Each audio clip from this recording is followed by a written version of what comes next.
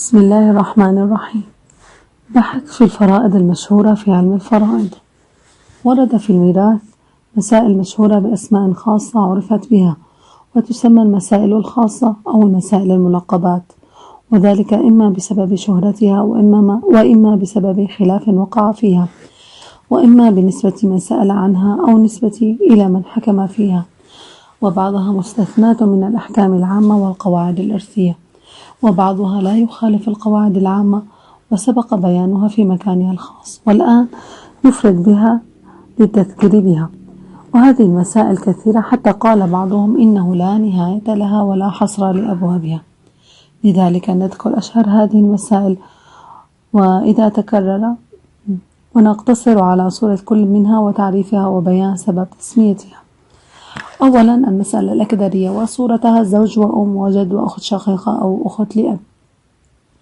وأفتى بها زيد بن ثابت رضي الله عنه، وتبعه جمهور الفقهاء خلافا للحنفية بأن للزوج النصف والأم الثلث والجد له السدس والأخت لها النصف.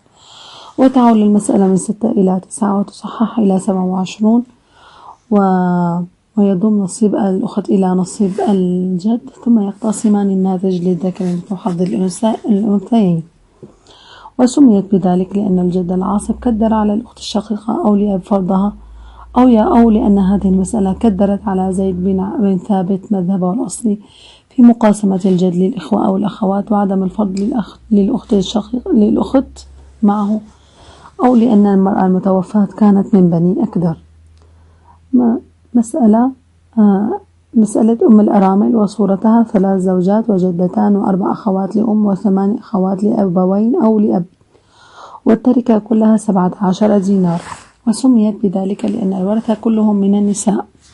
وتسمى أيضا أم الفروخ، وتسمى الدينارية الصغرى لأنه أصاب كل وارث من فيها دينارا واحدا.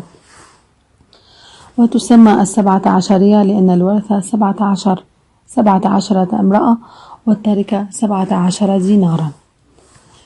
ثالثا أم الفروخ، وسميت أم الفروخ لأنها أكثر المسائل عولا إلى 4 مرات، فشبهت السهام ال4 الزوائد بفروخ الطير. وتسمى الشريحية لأن القاضي شريحا أول من قضى بها.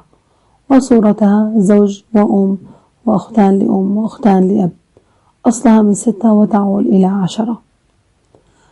الامتحان وصورتها 4 زوجات و5 جدات ثابتات و7 بنات و9 أخوات لأب، فأصلها 24.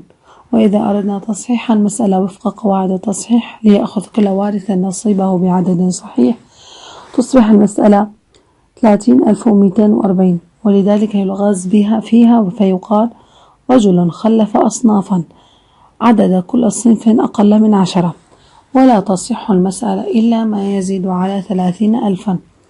وسميت بذلك لصعوبة تصحيحها وكبر أصلها بعد التصحيح. ويمتحن فيها الطلاب على حل المسائل. الثلاثنية، وهي ثلاثنية ابن مسعود رضي الله عنه، وصورتها زوجة وأم وأختان لأم وأختان لأبوين وابن قاتل. وأصل المسألة عند جماهير الفقهاء والصحابة 12 وتعود إلى 17، لأن الابن القاتل يعتبر كأنه غير موجود لمانع القتل، ولكن ابن مسعود يعتبر محروم من الميراث حاجبا للزوجة فيكون لها الثمن، والبقية الورثة كالجمهور فيكون أصل المسألة 24 وتعود إلى 30. وليس عند الجمهور عول 24 إلا مرة واحدة إلى 27 فقط. الحجرية أو الحمارية أو المشتركة، وصورتها زوج وأم أو جدة وإخوة أشقاء وإخوة لأم، والأصل فيها أن الإخوة الأشقاء العصبة ولا يبقى لهم شيء. فأفتى عمر وعثمان وزيد رضي الله عنهم، وأخذ بقولهم المالكية والشافعية بالتشريك بين الإخوة الأشقاء مع الإخوة لأم في الثلث، فيرث الأشقاء مع استغراق الفروض التركة، وهو خلاف الأصل. وسميت بذلك لأن الأخوة الأشقاء قالوا سيدنا عمر هب أن أبانا حمارا أو حجرا فنرث بأمنا، فسميت حجرية أو حمارية. وتسمى أيضا المشتركة أو المشاركة لاشتراك الأشقاء مع الإخوة لأم في الثلث باعتبار الجميع إخوة لأم. المسألة الحمزية صورتها جد وثلاث جدات ثابتات وثلاث أخوات متفرقات، أي أخت شقيقة وأخت لأب وأخت لأم، وفيها روايات مختلفة ومتعددة عن عدد من الصحابة. وعند زيد رضي الله عنه للجدات السدس والباقي للجد والأخت لأبوين والأخت لأب، ثم ترد الأخت لأب ما أخذته إلى الأخت لأبوين فأصلها من 6 وتصحح من 72 وتختصر إلى 36 للجدات 6 والأخت لأبوين نصيبها ونصيب الأخت لأب 15 والجد له 15. هذه المسألة إحدى مسائل المعادة في الجد مع الإخوة، وتسمى حمزية لأن حمزة الزيات سئل عنها فأجاب بهذه الإجابة على مذهب زيد.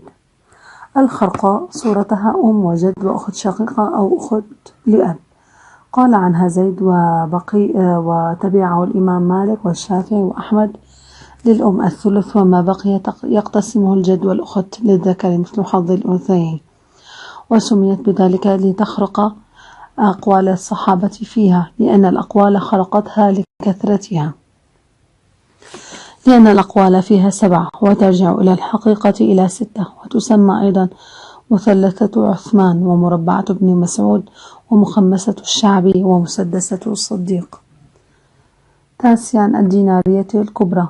الدينارية الكبرى صورتها زوجة وجدة وبنتان و12 أخا وأختا واحدة، والتركة 600 دينار، وسميت بدينارية لأن الأخت لم تحصل من هذه التركة 600 إلا على دينار واحد، ولذلك يلغز فيها بأن رجلا مات وترك 17 وارثا ذكورا وإناثا فأصاب أحدهم دينارا واحدا. وتسمى الداودية لأن داود الطائي تلميذ أبي حنيفة رحمه الله سئل عنها فقسمها كما تقدم. شبه المالكية صورتها زوج وأم وجد وأخ شقيق وأخوة لأم. المالكية صورتها زوج وأم وجد وأخوة لأم وأخ لأب، وهما مأخوذتان من فقه الإمام مالك على سبيل الاستثناء من مذهبه، وفيه ما يوافق أبا حنيفة وأحمد رحمهما الله بأن يحجب الجد العاصب الأخ لأبوين أو لأب. وسميت شبه المالكية أيضا بأخت المالكية. المأمونية وصورتها أب وأم وبنتان، ثم ماتت إحدى البنتين وخلفت بقية هؤلاء الورثة. ويختلف حل المسألة الثانية بين أن يكون الميت الأول ذكرا وبين أن يكون أنثى. فإن كان الميت الأول ذكرا فالمسألة من 6 للأب السدس وللأم السدس وللبنتين ثلثها. فإذا ماتت إحدى البنتين فيكون ورثتها أختا وجدا صحيحا عصبيا هو أب لأب، وجدة صحيحة ثابتة هي أم لأم.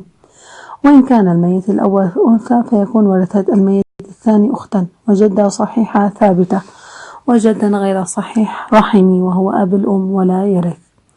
وسميت هذه المسألة بالمأمونية لأن المأمون أراد أن يولي قضاة البصرة أحدا فأحضر بين يديه يحيى بن أكثم قاضي القضاة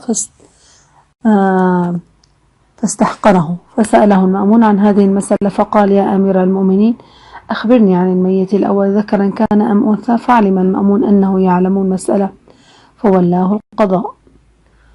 المباهلة وصورتها زوج وأخت لأبوين وأم، للزوج النصف للأم الثلث والأخت لها النصف، وأصل المسألة من 6 وتعود إلى 8، وهي أول مسألة وقع فيها العول في الإسلام في خلافة سيدنا عمر بن الخطاب، فشاور الصحابة رضي الله عنهم وأفتوا بالعول.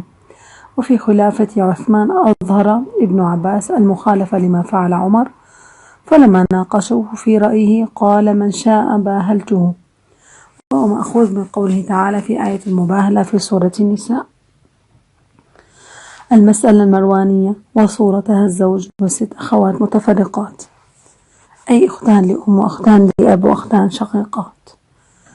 فالزوج له النصف 3 سهام، والشقيقتان الثلثان لهم 4 سهام، والأختين لأم الثلث لهما سهمان ولا شيء للأختين لأب. وأصل المسألة 6 وتعول إلى 9، وسميت بالغراء لاشتهارها بين العلماء، وسميت بالمروانية لأنها وقعت في زمن ابن عبد الملك بن مروان. المنبرية وصورتها زوج وأب وأم وبنتان. فالمسألة من 24 وتعول إلى 27، وهي من مسائل العول، وسميت بذلك لأن عليا رضي الله عنه قضى بها، ولأنه سئل عنها وهو يخطب على المنبر فقال: صار ثمن المرأة زوجتي 9، وتسمى البخيلة لأنها تعول عولا واحدا فقط.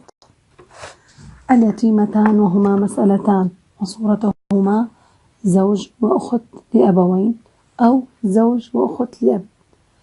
ففي كلا المسألتين تورث التركة بفريضتين متساويتين، فيكون للزوج النصف وللأخت النصف.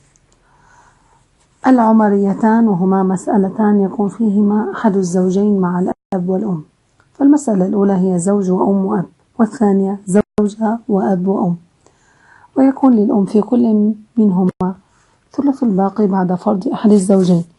يتحقق مبدأ للذكر مثل حظ الأنثيين عند استواء الدرجة، حتى لا تأخذ الأم أكثر من الأب.